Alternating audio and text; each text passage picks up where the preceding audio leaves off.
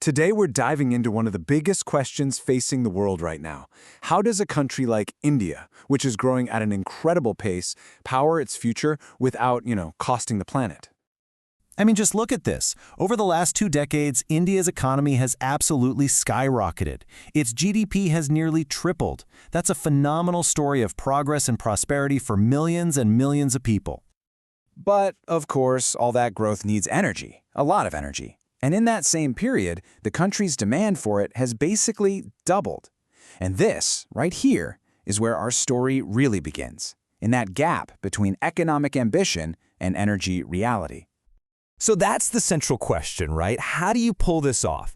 It's this incredibly delicate balancing act, and honestly, the answer is a whole lot more complicated than just building more power plants. Okay, so let's get right into it. At its heart, this is a story about a fundamental conflict. The very energy that's fueling India's economic engine is also creating a pretty significant environmental challenge. And you can see that conflict spelled out right here in the numbers. As energy demand went up, well, so did carbon dioxide emissions. Just between 2014 and 2020, you see this really substantial jump, which shows you just how tightly growth and emissions have been connected. So how in the world do you even begin to track something this massive? Well, to manage a problem this complex, you first have to be able to measure it. And luckily, there's a standardized way to do just that.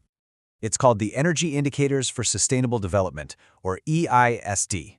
The easiest way to think about it is like a really detailed report card. It's not just one number.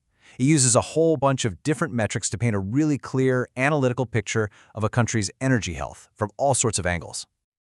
So this framework, it breaks down the economic side of things into 2 really key themes. First, how is energy being used and produced? How efficient is it? What's the fuel mix? And second, how secure is that energy? How much is being imported? It's about the big picture. All right, so with that framework in mind, what does India's report card from the last decade actually tell us? Let's dig into the trends. First up, some genuinely good news. This chart shows something called energy intensity. Basically, it's how much energy it takes to create 1 unit of GDP. And as you can see, that number has been going down steadily. This is huge. It means India's economy is getting way more energy efficient. It's creating more wealth for every single unit of energy it uses. But, and this is a big but, here's the paradox. At the very same time the economy as a whole is getting more efficient, the amount of energy each person uses, on average, is going up. And this makes sense, right? It's driven by rising incomes, more people getting access to energy, and that creates this powerful upward pressure on total demand. And this chart, wow, this really shows where all that energy is coming from. Despite all the incredible growth we hear about in renewables, coal is still the undisputed king. It makes up over 60% of the primary energy supply. It's the engine of the economy for sure, but it's also the main source of those emissions we saw earlier.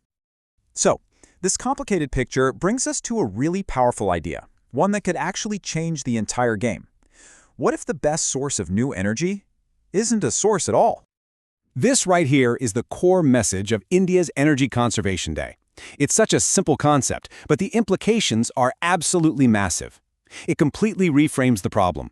We stop thinking only about supply and start thinking about smart demand. See, the crucial point here is that energy efficiency isn't just some nice-to-have thing.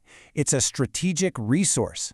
It acts just like a new power source, but it's cheaper than building a new plant, it has an immediate impact, and it cuts emissions and import bills all at the same time. This is why experts call it the first fuel. And the potential here is enormous, right across the whole economy.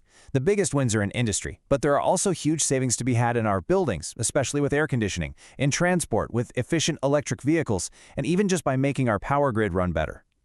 And just to put this all into perspective, get this. This fact is kind of mind-blowing. Choosing one single super-efficient air conditioner can save more energy over its lifetime than a typical rooftop solar panel system will even produce. That's the staggering power of efficiency in our everyday lives. Okay, so let's put all the pieces together. When you combine these massive gains in efficiency with a growing share of renewables, you start to see a whole new vision for India's future. And this is the ultimate goal. It's a word you hear a lot, decoupling. The old path, the old way of doing things, meant that for the economy to grow, energy use and emissions had to grow right along with it. The new path, the one powered by efficiency, aims to break that link so the economy can grow without that parallel rise in emissions. And the benefits of going down this new path are just crystal clear. Every single unit of energy you save is a win-win-win. It makes the country more secure by cutting fuel imports, it helps your wallet by lowering electricity bills, and it tackles climate change, all while freeing up power for those who need it most. So if there's one key takeaway from all of this, it's this. Solar panels and wind turbines are absolutely vital, no question, but they're only part of the solution. The real foundation of a sustainable energy future is built on using the energy we already have, just much, much more wisely. Which leaves us with a final thought. For decades, we've looked for energy solutions by looking for more. More coal, more oil, more renewables. But what if the greatest energy revolution of all doesn't come from what we add, but from what we subtract? What if the most powerful source of energy on the planet is the energy we simply choose not to waste?